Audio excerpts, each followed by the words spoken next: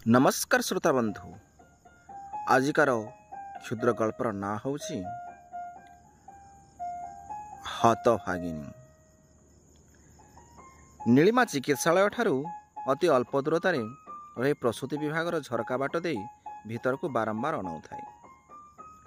मुंडरे एमिति भाव ओढ़ा दे थाए जे सहजरे जेमिति ता मुह को कहीं देखि पारिबे नाही। झरकार उच्चता सामान्य अधिक थिबारु से बेले बेले पादटी को टेकी ठिया हेबाकु चेष्टा करे। पुणे कौन पाए ठाकुर को हाथ जोड़ी जुहार हुए, कहे आउ केते दिन मते कष्ट देव, सही सही असह्य हलानी। परिमल बाबू ए दृश्य देखि नीलिमार पछपटु आसी ठिया हुए गले। नीलिमार दृष्टि पड़ जा क्षणी से डरीगला, तरतर हो पलि जावाकू बाहारुथिला। परिमल पछरु डाकी अटकाई देले। नीलिमा नेहुरा हुई कहला, मोर डेरी हो जाउछि, मते छाड़ी दियंतु। अरे तमे डरुछ कौन पाई? मु कौन तुमको अटकाउछि ना गाली दउछि? तमे कौन देखुथिलो एठी पचारुछि केवल। नीलिमा पुणी थरे सेमिति काकुस्थ होई कहला, आउ एपटकू जमा आसीबिनी, मु जाउछि। तमे एते उद्विग्न कौन पाई? परिमल पचारिले। एठिके आसिबाकू मु कहीं मना करी? मोर किसी आपत्ति नहीं, किंतु तमे एठी कौन देखुथिल? नीलिमा अपरिचित व्यक्ति ठारू एपरी प्रश्न सुनी पूरा भय हो जाइथे। भୟରେ बुद्धिशून्य होई कही पकाइला, मोर माउसी जणे आसीथिले, सांगरे तांको खोजी। अरे एमिति कौन किए खोजे? सामना पटक आसी खोज, किए जानिथिले भी कही देई पारे। नाई नाई थाउ, मु जाउछि, से निजे आपे पळै आसबे। एति कही नीलिमा जीवाकू बाहरिले। परिमल भी तार पछे पछे चलिले। किसी बाट जीवा परे नीलिमा पछकू बुली चाहिला, से तथापि आसुछंती। रही जाई क्षणे कहला, आपण मो पछरे काहेकि आसुछंती? नीलिमार मुखमंडलर आशंकार कला बादल घोड़े हो जाउथला। परिमल कहले, सत कहबी ना तम परी मिछ कहबी? नीलिमा चमकी पड़िला। भाविला, ये कौन सबू जानी जाइछंती ना कौन? आशंकारे मन विषादग्रस्त हो गला। कौन करिबो जानी पाइलानी। पुणी थरे प्रभुंक उद्देश्य कहला, आउ केते दिन मते कष्ट देव प्रभु, सही सही असह्य हलानी। किसी तो कर प्रभु मो पाई, दरकार पड़िले जीवन पछे तुमे नहीं जाओ। परिमल उत्तर अपेक्षा नीलिमा को चाही थांती। कौन सी प्रकार डर को मन भितर चापी पचारिला, मु कौन मिछ कहली? सेटा कौन तमे जानी न? तमे आज को 7 दिन हलानी एठी झरका बाटे कौन देखुछ? निश्चय निज पिला को देखुथबो। एते व्याकुलता गोटे माँ छड़ा आउ कहार आसीबो? तमे जानिछ एई सरकारी चिकित्सालय रे जड़े पिला जन्म करी 7 दिन हलानी कुआड़े पलैछि। तार जत्न नेबाकू सेमाने केते हैरान होउछंती। से पिला निश्चय तमको देखिले सेमाने निश्चित चिन्हि पारिबे। सेइथि पई तमे एमिति लुचि लुचि आसुछ।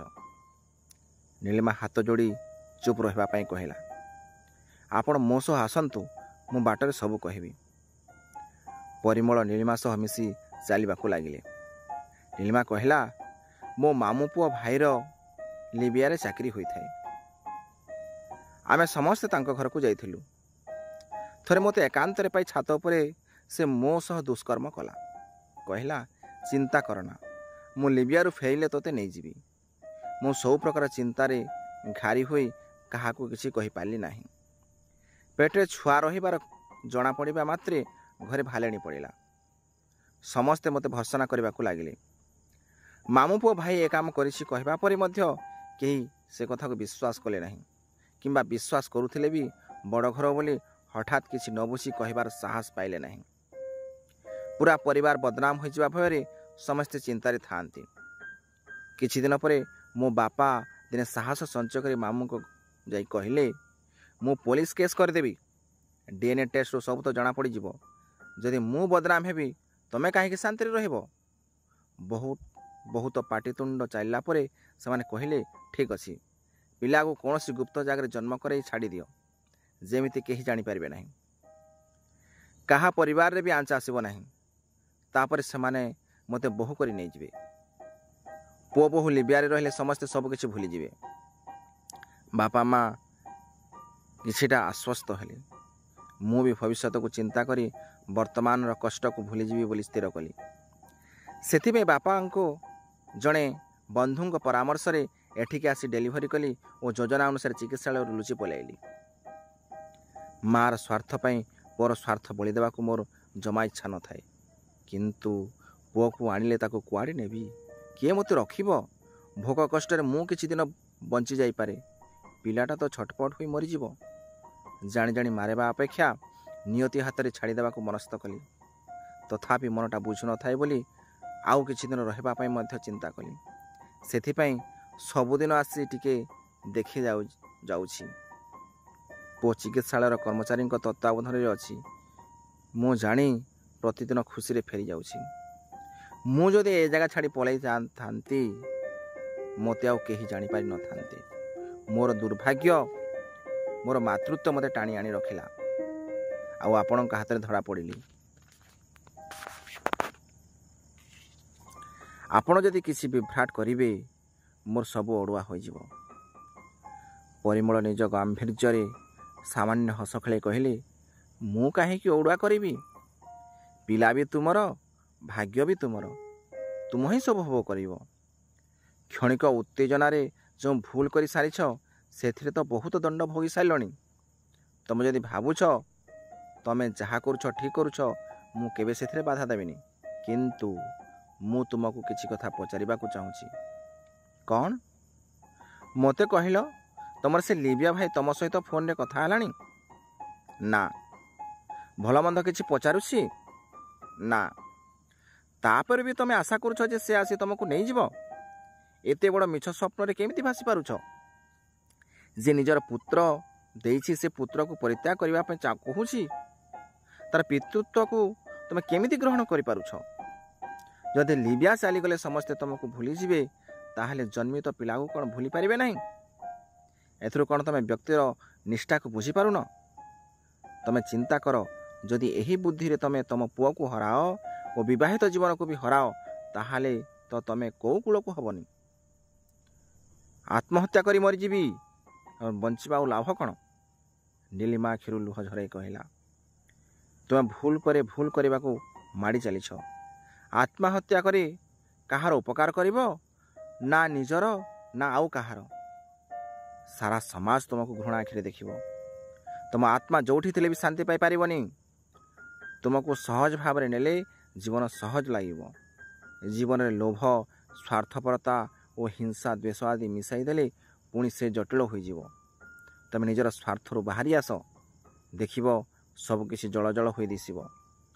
ତୁମ ପାଇଁ ତୁମର ଜୀବନ ଓ ଶିଶୁର ଜୀବନ, ଦୁଇଟି ଜୀବନର ନଷ୍ଟ ହେବାର ବୋଝ ନହେଲେ ମୁଣ୍ଡେଇବାକୁ ପଡ଼ିବ। ଆମ ପାଇଁ କାହାର ଜୀବନ ଯାଉ, ଏ ଅଧିକାର ଆମର ନାହିଁ। ତାହେଲେ ମୁଁ କ'ଣ କରିବି? ତୁମେ ତୁମ ପୁଅକୁ ନେଇ ଆସି ଲାଳନ ପାଳନ କର। ମୁଁ ତୁମର କନ୍ୟା ସହ ରହିବାର ବ୍ୟବସ୍ଥା କରିଦେଉଛି। ତୁମେ ମୋର ପରିଚୟ ଜାଣିନ? ମୁଁ ଜଣେ ସମାଜସେବୀ। ମୋ ନାଁ ପରିମଳ ପ୍ରହରାଜ। ଏ ଖଣ୍ଡମଣ୍ଡଳରେ ସମସ୍ତେ ମୋତେ ଜାଣନ୍ତି। ତୁମ ଯୋଗ୍ୟତା ଅନୁଯାୟୀ ମୁଁ ତୁମର କିଛିଟା ଗୋଟେ ଚାକିରି ମଧ୍ୟ ବ୍ୟବସ୍ଥା କରିଦେଉଛି। ତୁମର ଚଳିବା ପାଇଁ କୌଣସି ଅସୁବିଧା ହେବ ନାହିଁ। ତୁମ ଜୀବନକୁ ସମାଜ ସେବାରେ ଉତ୍ସର୍ଗୀକୃତ କରିଦିଅ। ହଁ, ଯଦି ତୁମର ସେ ଲିବିଆ ଭାଇ ଆସି ତୁମକୁ ନେବାକୁ ଇଚ୍ଛା କରନ୍ତି, ତାହେଲେ ତୁମେ ଆନନ୍ଦରେ ଯାଇପାର। କିନ୍ତୁ ମନେ ରଖ, ଯିଏ ନିଜର ଭବିଷ୍ୟତକୁ ଜାଣିବା ପାଇଁ ଖବର ନେଇପାରୁନି କି ଖବର ନେବାର ଆଗ୍ରହ ପ୍ରକାଶ କରୁନି, ସେ କେବେ ବି ଆସିବ ନାହିଁ। ନୀଳିମା ଠପ୍ କରି ସେହି ଜାଗାରେ ରହିଗଲା। ଆଉ ଆଗକୁ ଯାଇପାରିଲା ନାହିଁ। ତା ଗୋଡ଼ ଦୁଇଟା ପଛକୁ ଫେରିବା ପାଇଁ ଉଦ୍ୟତ ହେଉଥାଏ। ତାର କଳ୍ପନା ଦିଶା ସବୁ ଯେମିତି ସେହି ମୁହୂର୍ତ୍ତରେ ବଦଳିଗଲା। ତାର ଆଗତୁରା ପରିମଳ ବୁଝିପାରିଲା। କହିଲା, ଯଦି ଯିବା ପାଇଁ ଚାହୁଁଛ, ଏବେ ବି ଚିକିତ୍ସାଳୟକୁ ଯାଇପାରିବ। ସେଠି ସମସ୍ତେ ମୋତେ ଚିହ୍ନନ୍ତି। ନୀଳିମା ଆଉ ବିଳମ୍ବ ନ କରି ଫେରିବାକୁ ଲାଗିଲା। ଗୋଡ଼ର ପାହୁଣ୍ଡ ଏତେ କ୍ଷିପ୍ର ଗତିରେ ପଡ଼ୁଥାଏ ଯେ ପରିମଳଙ୍କୁ ସମବେଗରେ ଯିବା ପାଇଁ ଏକ ପ୍ରକାର ଦୌଡ଼ିବା ପରି ହେବାକୁ ପଡ଼ୁଥାଏ। ମାତୃତ୍ୱର ଆବେଗ ଯେତେବେଳେ ତାର ସ୍ୱାର୍ଥକୁ ପିଇଯାଏ, ସେତେବେଳେ ସେ ନିଜକୁ ବି ଭୁଲିଯାଏ। ତା ଚିନ୍ତନରେ କେବଳ ସନ୍ତାନର ପ୍ରତିଛବି ରହିଥାଏ। ଅତି ଅଳ୍ପ ସମୟରେ ଚିକିତ୍ସାଳୟରେ ପହଞ୍ଚିଲେ ଗହଳି ଭାଙ୍ଗି ନଥାଏ। ଏ ସମୟରେ ସାଧାରଣ ଗହଳି ନଥାଏ, ନିଶ୍ଚିତ ଗହଳିର କିଛି କାରଣ ଅଛି ବୋଲି ପରିମଳ ସନ୍ଦେହ କରୁଥାନ୍ତି। ଭିତରକୁ ପଶିଲେ ପରିମଳ, ପଛେ ପଛେ ନୀଳିମା। ପରିମଳଙ୍କୁ ଦେଖି ସମସ୍ତେ ବାଟ ଛାଡ଼ିଦେଲେ। ପାଖରେ ଥିବା ଡାକ୍ତର କହିଲେ, ଗୋଟିଏ ଛୁଆକୁ ତା ମା 7-8 ଦିନ ହେଲାଣି ଛାଡ଼ି ପଳାଇଥିଲା। ଭଲ ବି ଥିଲା। ଆଜି କିନ୍ତୁ ପିଲାଟିର ପ୍ରାଣ ଚାଲିଗଲା। ଦୈବ ସହ୍ୟ ହେଲାନି। ଆମେ ବହୁତ ଚେଷ୍ଟା କଲୁ। ନୀଳିମା ସେଠି କଚାଡ଼ି ହୋଇ ପଡ଼ିଗଲା। ଡାକ୍ତର ନୀଳିମାକୁ ଉଠାଇବାକୁ ଯାଉ ଯାଉ ଦେଖିଲେ ତା ଦେହରେ ଆଉ ପ୍ରାଣ ନାହିଁ। କିଏ ଜଣେ ନର୍ସ ପଛରୁ କହିଲା, ଏଇ ତ ସେଇ ପିଲାର ମା, କୁଆଡ଼େ ଛାଡ଼ି ପଳାଇଥିଲା। କେମିତି କି ମା କେଜାଣି ଛୁଆକୁ ଛାଡ଼ି ପଳାଉଛନ୍ତି। ଏମାନଙ୍କର ମାଆର ହୃଦୟ ବୋଲି କିଛି ନାହିଁ। ପରିମଳ ଦୀର୍ଘ ନିଶ୍ୱାସ ପକାଇ କହିଲେ, ହତଭାଗିନୀଟା କେତେଦିନ ଆଉ କଷ୍ଟ ସହିବ। ସହି ସହି ତା କଷ୍ଟ ଅସହ୍ୟ ହୋଇଯାଇଥିଲା। ପ୍ରଭୁ ତାଙ୍କ କୋଳକୁ ଡାକି ନେଲେ ସେଇ ହତଭାଗିନୀଟିକୁ।